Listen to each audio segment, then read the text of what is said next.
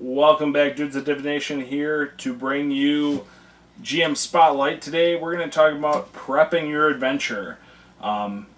Sometimes it gets a little daunting when you have to put pen to paper, but we're going to give you some tips here on how to start and where to go. So keep watching.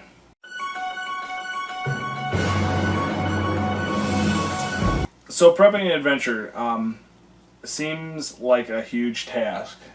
Sometimes it is, Ian. Sometimes it is. But we're going to show you a few ways on how we prep an adventure, and hopefully it helps you as a new GM or an existing GM and maybe sparks some ideas in your brain. So I guess let's start with the way I start prepping an adventure.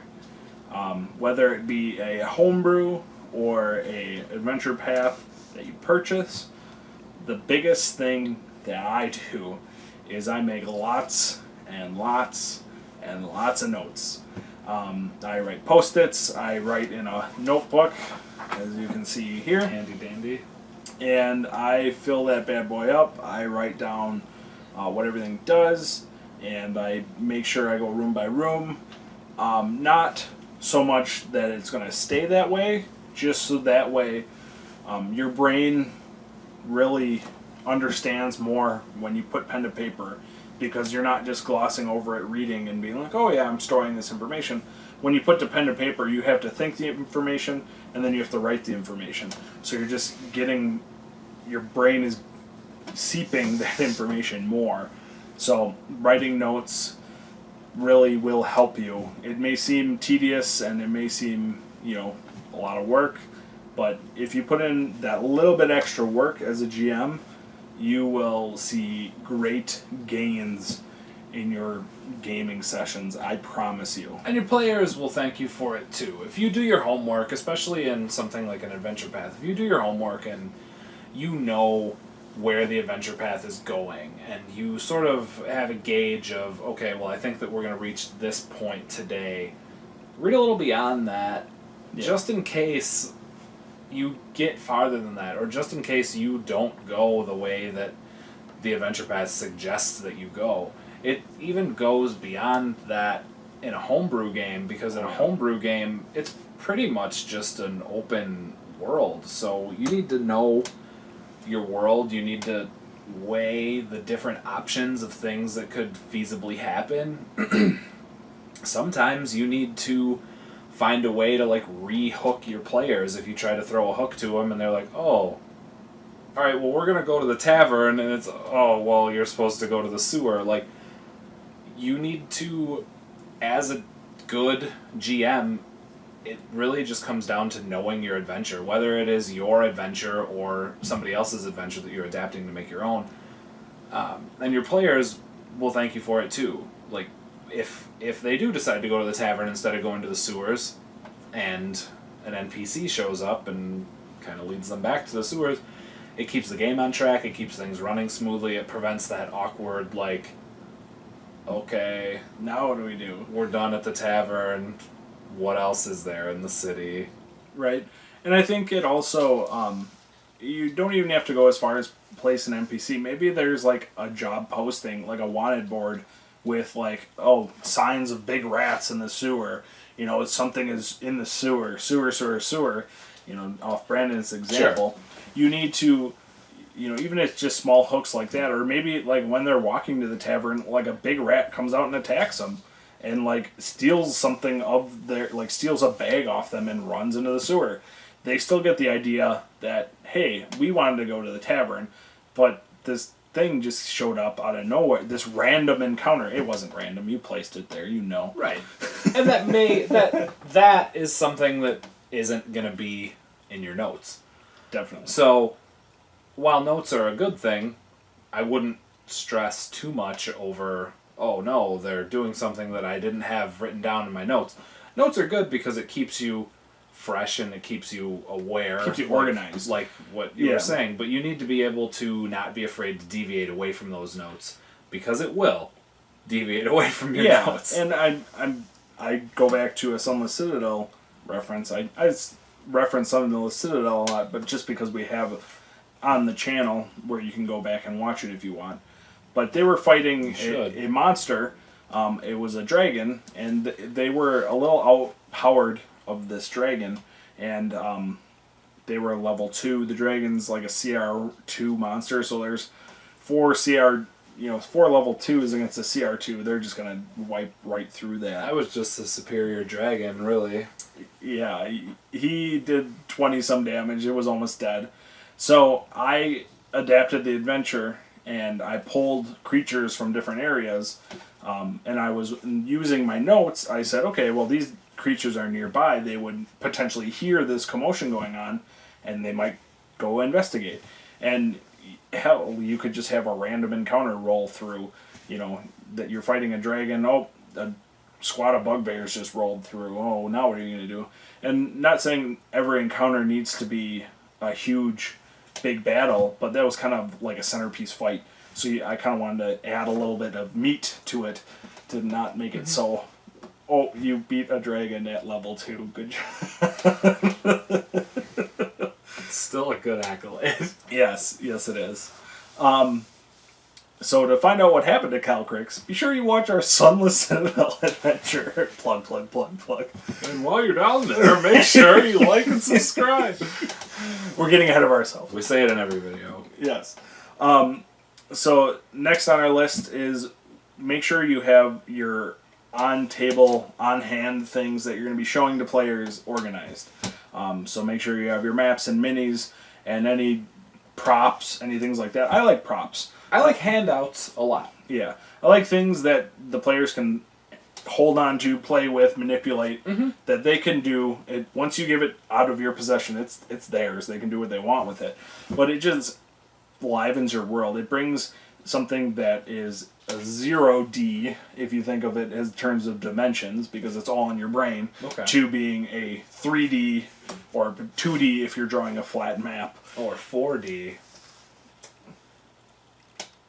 I don't have an example. It puts the D in your D&D game, and it lets you... It allows you to put the D into your players. Bad jokes aside, things like that just will enhance your game, and it will make you look like a master dungeon master if they go into a random room and you're like, oh, here's the map for that. And not every room, do not map out your entire city for every house, and every building has a thing. Unless you're into that, I mean, cool, but don't do that. But maybe have, like, okay, I wanted a random encounter, so this is kind of the setting, and I can play this in wherever I want. And so, like, even if they go into a building, maybe the door on the outside looks good, but you have ruins on the inside, so, okay, ruins, that kind of fits. Outdoor, indoor, sewer, like, make your things universal enough to where you can use them where you need to, but also have what you need specifically on hand. So if you know you're going to be fighting, if you know the big boss is in a palace, have your palace room ready, drawn up. Have your palace map, have your big boss's stats on hand. Definitely. That's if you're even using maps. Some groups work just fine without maps. I found that the longer that I have played, it's easier for me and creates a more engaging game to not have minis or maps. It's probably a topic for a different time, but it's a step of preparation that you can take out. But if you do that, then you need to have a description of the room at the ready in your head, so that it's just not like you go into this room, it's a living room. Oh, well, what's in the living room? There's 3 oozes and a dragon in there. Well, where did they come from? But people want to hear more than just, this is the room you're in, this is the enemies that are in the room. And it matters a lot more in, like, sort of the mind's eye theater type of play,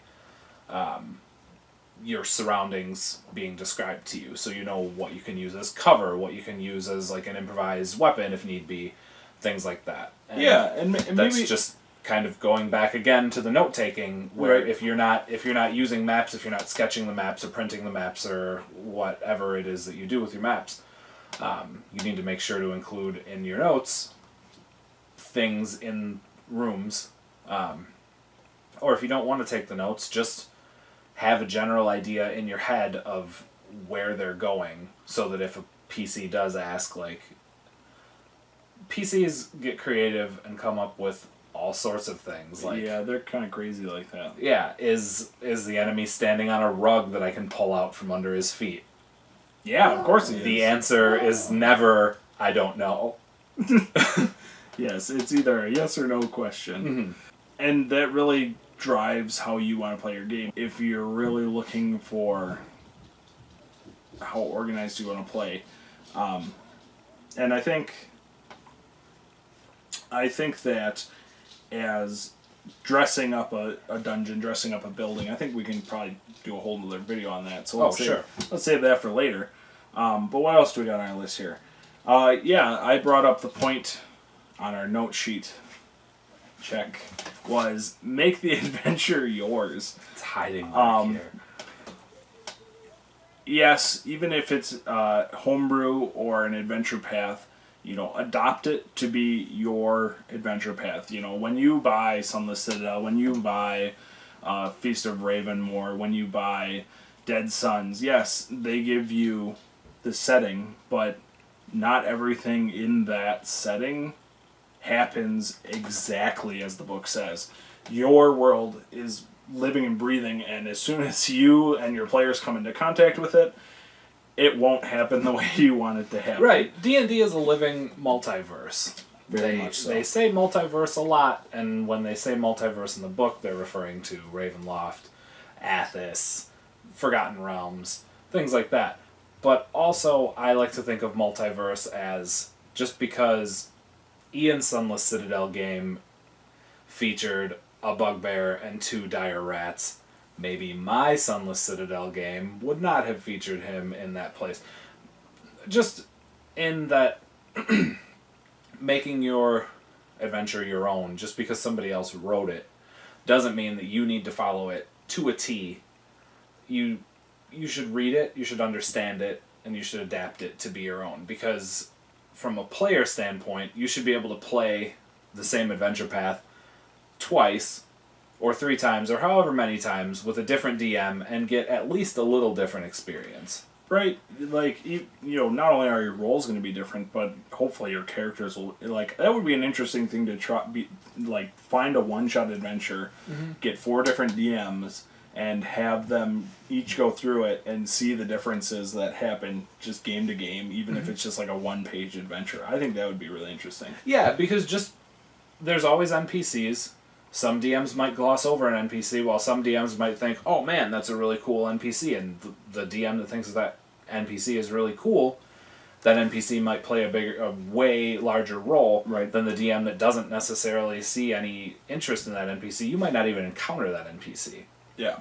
We played Rise of the Rune Lords in Pathfinder twice, and in the first playthrough, they played pretty by the book. There were obviously a few things that were changed, and but in the second playthrough, the first boss they befriended and thought that she was in need of redemption, and she survived until the end of the game, where in my first playthrough she was just a boss that they thought was an evil person and they killed, and both ways were fine.